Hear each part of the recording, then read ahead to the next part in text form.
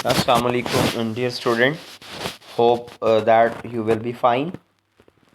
तो कल मैंने ज़री पॉलिसी पढ़ाया, आज हम इंशाअल्लाह ज़री पॉलिसी के आलात कार पे बात कर लेते हैं। आलात car tools of monetary policy के जो ज़र को कंट्रोल करना है, अफरात ज़र है, अगर ज़र को बढ़ाना है, तफरीत ज़र है, तो वो कौन से हरबे इस्तेमाल करेंगे, वो कौन से तरीक़ाकार स्टेट बैंक जो है वो इख्तियार करेगा, मरकज़ी बैंक जो इख्तियार करेगा, ताकि गर्दिश कम है तो उसको बढ़ाया जाए, ज़र की मिक़दार को बढ़ाया जाए ताकि गर्दिश ज़्यादा हो। अगर गर्दिश ऑलरेडी ज़्यादा है, अफरात ज़र है, तो उसको गर्दिश को कम कर लें ताकि मुल्क के अंदर इस्तेहकाम पैदा किया जा सके। दो तरह के हरबे हैं, मिक़दारी हैं जो मिक़दार को डायरेक्ट कंट्रोल करते हैं, कुछ मियारी तरीके हैं जो डायरेक्ट कंट्रोल नहीं करते मिक़दार को, लेकिन इनडायरेक्टली वही काम करते हैं जो मिक़दारी तरीक़ों का होता है। ज़र जब ज़्यादा होगा तो उसको कैसे कंट्रोल करेंगे। पहली पॉलिसी जो शरह बैंक की पॉलिसी है, ज़रा इसको समझें। शरह बैंक एक्चुअल में वो सूद ही है। जब आप लोग आम बंदा लोन लेता है किसी भी बैंक से तो सूद पे करते हैं। जब स्टेट बैंक से बाकी कमर्शियल बैंक जितने भी हैं लोन लेते हैं तो ज़ाहिर सी बात है उन्हें भी इश्यूज़ हो सकते हैं, बैंक्स को भी। जब वो स्टेट बैंक से लोन लेंगे तो जो सूद पे करेंगे उसको शरह बैंक का नाम देंगे। देखिए, लोन जब लिया जाता है बाकी जो बैंक्स लेते हैं स्टेट बैंक से, अपनी हुंडी को बट्टा लगवा लेंगे या किसी और तरीके से गिरवी रख कर या हुंडियाँ रख कर वहाँ से कर्ज़ा ले सकते हैं। कर्ज़ा लेते हुए ये सूद पे करेंगे, उसको हम बैंक रेट का नाम देंगे। अब याद रखें, ये तो था शरह बैंक। तो पॉलिसी कैसे अडॉप्ट करेगी शरह बैंक की? अफरात ज़र है तो शरह बैंक में इजाफ़ा करेंगे। भी शरह बैंक में जब इजाफ़ा करेंगे तो इसका मतलब सूद ज़्यादा होगा। जितना सूद ज़्यादा होगा तो लोग जो है उतना लोन कम लेंगे। जब जितना लोन कम लेंगे तो सर्कुलेशन कम होने से अफरात ज़र कंट्रोल हो जाएगा। लेकिन अगर मुल्क में तफरीत ज़र है तो फिर क्या करेंगे? शरह बैंक में कमी करेंगे। जब शरह बैंक में कमी करेंगे इसका मतलब है शरह सूद कम हो गया।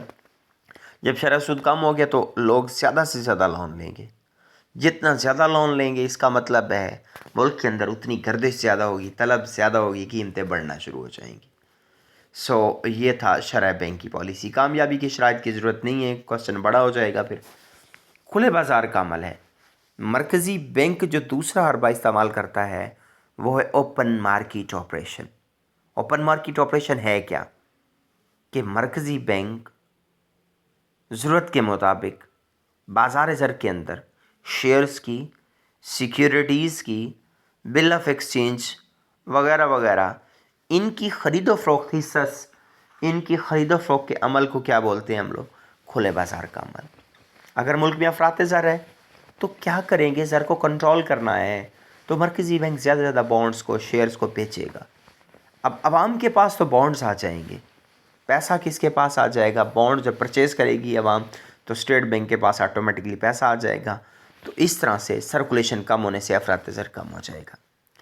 तो नेक्स्ट तफरीत ज़र के दिनों में ज़्यादा से ज़्यादा जो स्टेट बैंक वो परचेज़ करेगा, मोटिवेट करेगा उनको कि सेल करें आप लोग, उसकी कीमत बढ़ाकर या जो भी हरबे इस्तेमाल करेगा। इस तरह से ज़्यादा जो बैंक परचेज़ करेगा सिक्योरिटीज़ तो पैसा आवाम के पास और तफरीत ज़र क्या हो जाएगा? कंट्रोल हो जाएगा। इसकी कामयाबी की शराइत भी छोड़ें आप। नेक्स्ट हम बात करते हैं महफूज सरमाए का तनासब। अब ज़रा कॉन्सेप्ट ले लें, महफूज सरमाए का तनासब है क्या? मरकज़ी बैंक के पास जितने भी रजिस्टर्ड बैंक होते हैं, जिन्हें हम शेड्यूल्ड बैंक का नाम देते हैं, जो बाकायदा रजिस्टर्ड होते हैं, अच्छा उन पर यह शर्त होती है अपनी जो भी नई अमानत आई, फ़र्ज़ करो मैंने 1 लाख जमा करवाया, नई अमानत आ गई, नई अमानत का कुछ हिस्सा स्टेट बैंक के पास रखवाएंगे। अब अफरात ज़र के दिनों में फ़र्ज़ करो पहले 5% रखवाते हैं तो स्टेट बैंक कहेगा मेरे पास 20% रखो, ताकि ज़्यादा से ज़्यादा बैंक के पास पैसा रह जाए और कर्ज़ा देने के लिए कम रकम रह जाए। और तफरीत ज़र के दिनों में शरह में क्या की जाएगी? कमी की जाएगी ताकि अवाम के पास लोन ज़्यादा से ज़्यादा पहुँच सके। हदबंदियाँ इसकी छोड़ें। इसमें एक और पॉइंट भी हम लोग कह सकते हैं, ज़र नक़द का तनासब भी कह सकते हैं। ज़र नक़द का तनासब क्या होता है? اب ایک تو نئی امانت کا کچھ حصہ اسٹیٹ بینک کے پاس رکھوانا ہے زر محفوظ کی صورت میں، اور کچھ حصہ اپنے پاس رکھنا ہے زر نقد کی صورت میں، تاکہ اچھے برے حالات میں وہ پیسہ آپ کے کام آئے، کسی کو واپس کرنا ہو تو واپس کر سکیں۔ سو یہ ڈیسائیڈ بھی اسٹیٹ بینک ہی کرتا ہے۔ فرض کرو 20% ہے، پہلے افراط زر کے دنوں میں 30% کر دیں گے، تفریط زر کے دنوں میں یہ 10% کر دیں گے، تاکہ عوام زیادہ قرضہ لے جائے۔ سو نیکسٹ ہے راشن بندی۔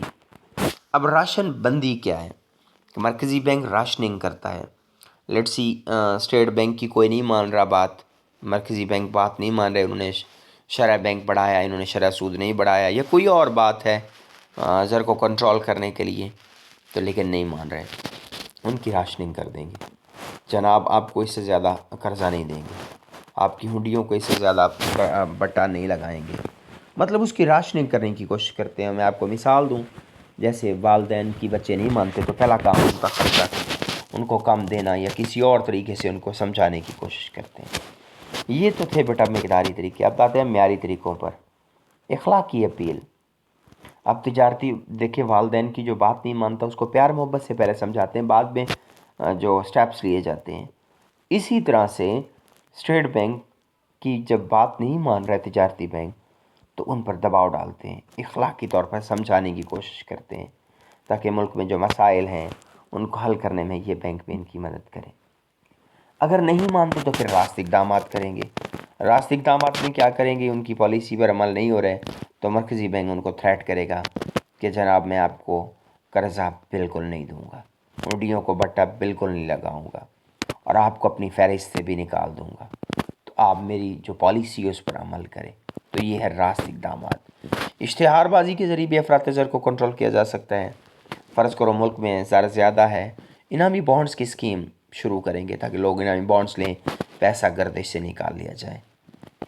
اچھا نیکسٹ ہے قرضہ جاری کرنے کی حد مختتم۔ اب یہ پہلے کانسیپٹ لیں، قرضہ جاری کرنے کی حد مختتم کیا ہے؟ جب بھی قرضہ لیا جاتا ہے کچھ گروی رکھ کے قرضہ لیا جاتا ہے۔ فرض کرو میں نے ایک پلاٹ کے کاغذات رکھوائے، پلاٹ 30 لاکھ کا تھا، پلاٹ کی مالیت گروی جو رکھا ہے اس کی مالیت مائنس جتنا مجھے قرضہ ملا ہے، فرض کرو نے 20 لاکھ قرضہ دیا، تو حد مختتم کتنی ہے؟ 10 لاکھ۔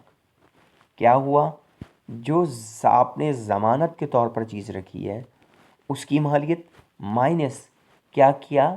جتنا قرضہ آپ کو ملا ہے، اس فرق کو کیا بولیں گے ہم لوگ؟ قرضہ جاری کرنے کی حد مختتم۔ اب حد مختتم دیکھیں، افراط زر میں اس کو بڑھائیں گے۔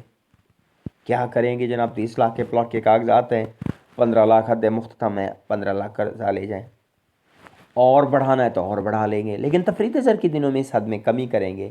فرض کرو 5 لاکھ کر دیں گے، 25 لاکھ قرضہ لے جائیں، تاکہ پیسہ سرکولیشن میں آئے اور تفریط زر کنٹرول ہو جائے۔ اب لاسٹ ون ہے انتخابی کنٹرول کا طریقہ۔ اب انتخابی کنٹرول کا طریقے میں یہ جو لیزنگ آ رہی ہے، لیز پہ چیزیں لی جا رہی ہیں، اس کے ذریعے بھی ہو جاتا ہے۔ مثلا افراط زر ہے، ٹائپ پالیسی بنائیں گے، جناب ڈاؤن پیمنٹ 50%۔ فرض کرو آپ نے گاڑی لینی ہے 50 لاکھ کی، وہ کہیں گے ڈاؤن پیمنٹ آپ کریں 25 لاکھ، اور آپ نے ایک ساتھ دینی ہے سال کے اندر بقیہ۔ تو جو نہ لے سکیں گے لوگ، نہ سرکولیشن میں پیسہ آئے گا، افراط زر کنٹرول ہو جائے گا، اور تفریط زر میں الٹ کیا جائے گا۔ کیسے کیا جائے گا؟ جناب کہیں گے کوئی ڈاؤن پیمنٹ نہیں، اور 5 سالوں میں آپ پیسے پے کریں، تو امیر غریب دونوں لے سکتے ہیں، پیسہ سرکولیشن میں آئے گا اور تفریط زر کنٹرول ہو جائے گا۔ سو بیٹا اگر کوئی اس میں ایشو ہو تو میرے سے شیئر کیجئے گا۔ That's last topic of this جو ہے آپ کا چیپٹر۔ تو اس چیپٹر کا یہ آخری کوسچن تھا، انشاءاللہ نیکسٹ شروع کروں گا۔